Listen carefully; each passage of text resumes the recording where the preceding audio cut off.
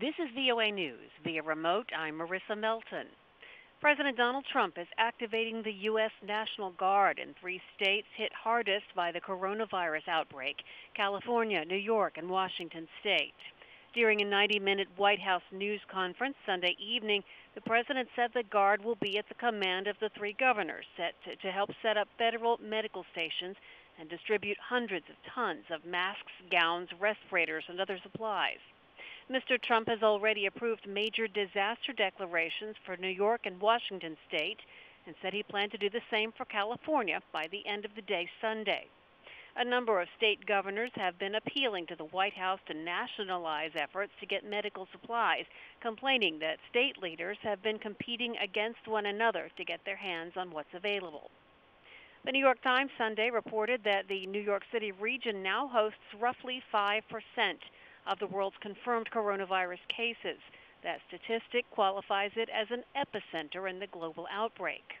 The U.S. city of Philadelphia announced Sunday that starting Monday morning, citizens must remain at home unless they're out performing essential jobs, caring for people or animals in another household, or performing essential tasks like grocery shopping. All gatherings of people from separate households are banned except for political, educational, or religious functions. In India, hundreds of millions of people stayed indoors Sunday in response to a call by Prime Minister Narendra Modi to observe a voluntary 14-hour lockdown. A surge in coronavirus cases has deepened worries about the pandemic and the world's second most populous nation. India also shut down one of the world's busiest rail networks and most public transport, including metro trains and suburban train networks. From Washington, D.C., you're listening to VOA News.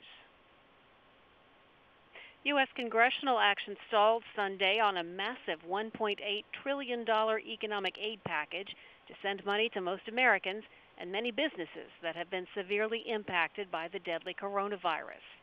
Democrats objected to the bill, saying it would benefit corporations. They wanted more federal money for community health centers, nursing homes, masks, ventilators, personal protective equipment, and aid to state and local governments to battle the COVID-19 pandemic. The bill's failure to pass a procedural vote sends lawmakers back to the drawing board and sent U.S. futures markets tumbling. The top congressional leaders met with Treasury Secretary Steven Mnuchin, President Donald Trump's chief negotiator in the aid talks, who earlier in the morning on Sunday had voiced optimism in a national television interview that a deal was imminent. Iran's supreme leader Ayatollah Ali Khamenei refused U.S. assistance Sunday to fight the coronavirus. He cited an unfounded conspiracy theory that the virus could be man-made by America. The 80-year-old Khamenei alleged, without offering any evidence, that the virus might be specifically built for Iran using Iranians' genetic data. A Chinese government official also recently cited a rumor that the U.S. military could be behind the outbreak. That remark prompted the U.S. State Department to summon the Chinese ambassador to complain. There's no evidence that the United States is behind the outbreak, nor have any medical or scientific groups suggested it. President Trump on Sunday confirmed he'd sent a letter to North Korean leader Kim Jong-un offering help with the coronavirus response. North Korea said it welcomed the letter as a sign of the very special and very firm personal relations between the two leaders. North Korea insists it does not have any coronavirus infections, though many suspect it's hiding an outbreak. Indian police say hundreds of Maoist rebels killed 17 policemen in an ambush on a patrol in eastern India. It's the deadliest attack reported in the region this year. And Greek authorities have charged 11 Turkish terror suspects in connection with the massive weapons cache discovered at a secret hideout outside the Greek capital. The suspects deny any criminal wrongdoing, but authorities allege the suspects are members of Revolutionary People's Liberation Party Front.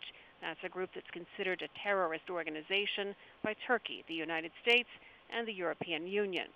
Intelligence officials believe the suspects are part of a bigger group linked to a far-left Turkish terror group. And once again, our top story, President Donald Trump is activating the U.S. National Guard in 3 states hit hardest by coronavirus: California, New York, and Washington State. Via remote, I'm Marissa